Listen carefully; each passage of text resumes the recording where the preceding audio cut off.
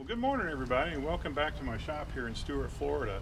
I'm outside the back of the shop today to show you this stump that a friend of mine brought by on Friday. Picked it up on St. Lucie Boulevard here in Stuart, Florida, and thought right away that it looked like something that I'd be interested in. This is a very heavy piece of wood.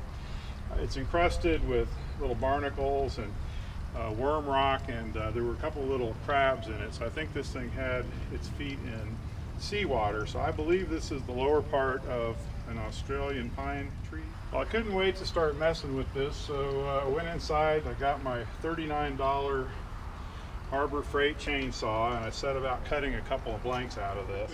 Probably, I'd say, a solid 15 minutes of cutting to get 2 blanks out of this. This first blank features the outside natural edge, and I'm going to turn a bowl out of this.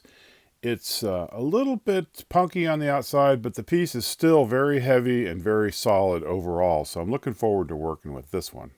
And here's the other blank. Before I decided to make this video, I did take it in and chuck it up and to see if I could even work with it. And here's the rough blank that I produced, and it was really rough on my bowl gouge getting to this point. So I'm going to continue working on this in this video, and I'm going to change my strategy for cutting.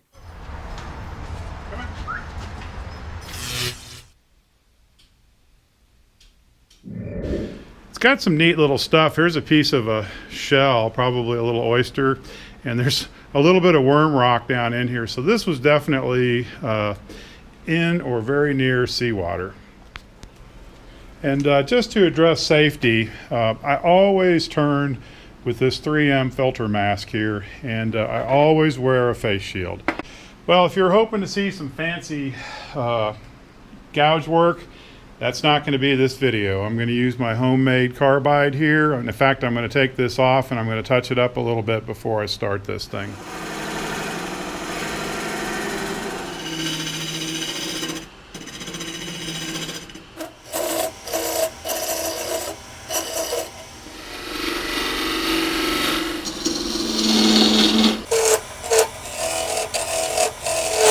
Well, I've been switching back and forth here between the carbide and my good old round nose scraper, and there's times when I'm getting some chips, but there's times when it's like sanding this thing out. So I'm not proud of this, believe me, but I'm going to stick with this. I've got about another ½ inch or so to turn out of that bottom, and if this is what I have to do, then by golly, this is what I'm going to do. Started a little collection of wood dust. This is real nice fine dust here, and this is kind of nice wood here, so I think this stuff will be great for CA repairs. So I'll fill this thing up and add it to my little collection.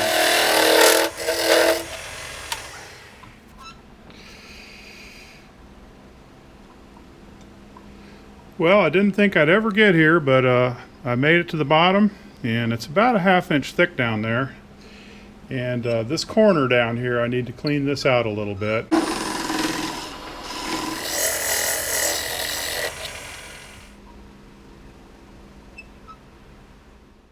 I'm applying a thin down lacquer, and I'll do this several times during the project. The wood needed to be fed. This helps to stabilize the wood and also slow down the drying to minimize the possibility of cracking. Well, good morning everybody. It's the next day, and I woke up and I couldn't wait to get back in here and work on this. I said I was going to let it set for several days, but then I decided, no, I want to go ahead and work on this. Looking at the roughed out bowl with fresh eyes, it looked a little vertical to me, so I decided to round off the bottom some more. And then I transitioned to cleaning up the rim and getting it to the configuration that I want. I decided on a very simple rounded rim.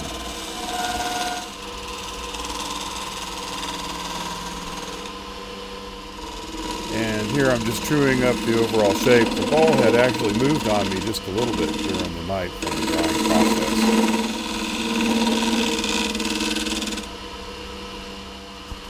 I used my large skew as a scraper to go over the outside of the bowl, and it produced some pretty nice shavings, and it really helped to smooth the outside surface of this bowl out and got me to a point to where I could start sanding.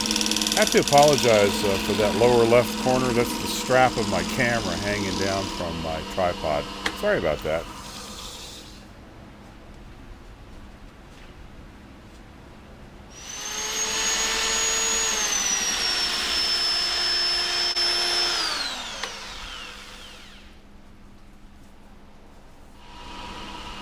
Got this box scraper, and to true up the inside, I made several light passes to get this thing nice and smooth, to get all those tool marks out of there, and just to generally get the thing trued up. And this turned out to be a really excellent tool for this purpose. And then, of course, switch over to sanding. Lots and lots and lots of sanding on this bowl to get it smoothed out, get all those tool marks out. It's really quite an effort. Some end grain here, and there's a couple of cracks. This kind of looks like a knot right here, and then it gets a little porous in this area. So just going to feed it a little CA here.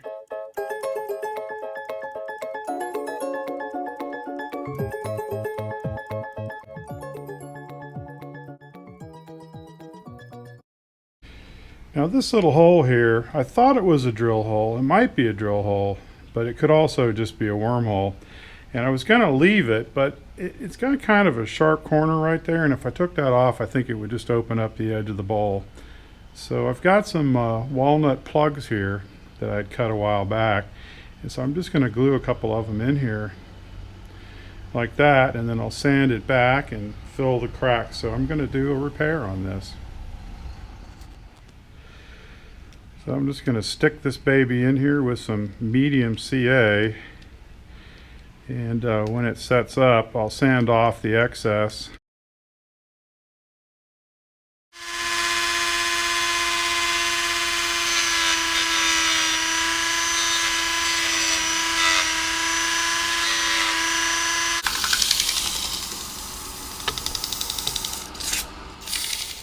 Well, I've got it sanded where I want it, fixed everything that I wanted to fix. A lot of CA and sanding and CA and more sanding, and got all those little cracks sealed up. And there's just some hairlines, nothing's trying to open up.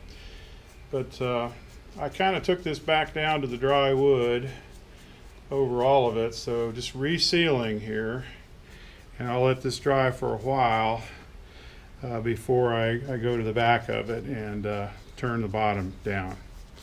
And then I'll hand sand this pretty much, and then I'll go to lacquer.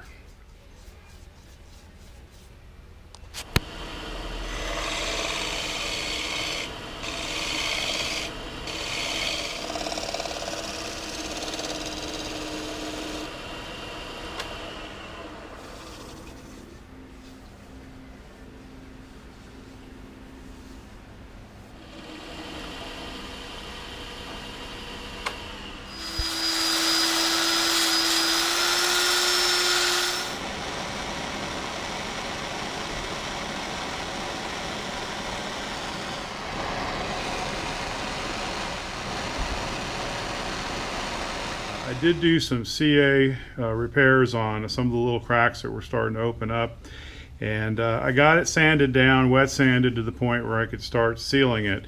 And I did go ahead and put a couple of coats of spray lacquer on it, and it's looking really good. So it's got a lot of orange peel on it, and I'm going to do some wet sanding and several more coats. So check out my little sanding setup. Just wet sanding this. I've got a little orange peel on it, so I've got 800 grit here. And I'll just go over this 2 or 3 times, and I'll probably go ahead and use the micro whip mesh and take it down to about 2400, and then it'll be nice and smooth but ready for some additional coats of lacquer. This thing is heavy, it's cool to the touch, and it's just smooth. This is the first time I've tackled a lacquer finish seriously. And I apologize for not putting a lot of detail on that. I'm new to doing lacquer. I'm just learning. My friend Jack has coached me on this, and I've learned a few things from the guild and lots of YouTube videos. So at the conclusion of this video, I will share some of the products I use, and I'll tell you a little bit about it. But this material, I'll tell you, this Australian pine, Casuarina, is just wonderful. It's a heavy material, it's very dense, and when you get it smooth, it doesn't feel like wood. It almost feels like a ceramic or something. Very glassy sort of feel to it. Anyway, I can't wait to tackle another piece of this. I've got another piece chucked up, and I'll be doing a video on that bowl as well. It's going to have a slightly different appearance. This one, I kept it simple. It's got kind of a heavy wall to it. It needed to be a heavy wall because I had some pretty deep features, if you will, on this, and some cracks. I was afraid that I would get it into some serious cracking, so I did leave the wall kind of heavy on this thing. Anyway, I sure appreciate you hanging in here and watching this video, and of course I'd love to hear your comments, and make sure you leave me a like, and if you haven't subscribed, I sure hope you'll push that button. This is Jimmie saying thanks for watching and have a great day. Here are some of the products I used in this project. First of all, for a sanding sealer, I mix up a cocktail of clear brushing lacquer. This is Minwax, 1 part to about 3 parts lacquer thinner, and it's a nice watery mix, and I applied that to the blank in the bowl at least a half a dozen times during the project. For taking care of the punkiness and stabilizing, I use Starbond Super Fast Thin CA glue. Now you could probably use any CA. I just happen to have this. The club buys this in bulk, and so I bought it from one of the fellas there. For the finish, I use clear wood finish lacquer. This is Deft. Again, doesn't have to be Deft. I have also used the Minwax. It's fine, but I get this because the club buys it in bulk, and I got a little better deal on this. And I used probably a third of this can to do the finish. And then as a glaze or a mirror finish, this Meguiar's Mirror Glaze. This is number 2, and some of the club members will actually use the heavy cut, so there's different varieties of this. I got this at Harbor Freight. I think it was about 14 bucks. On Friday, a good friend of mine brought over a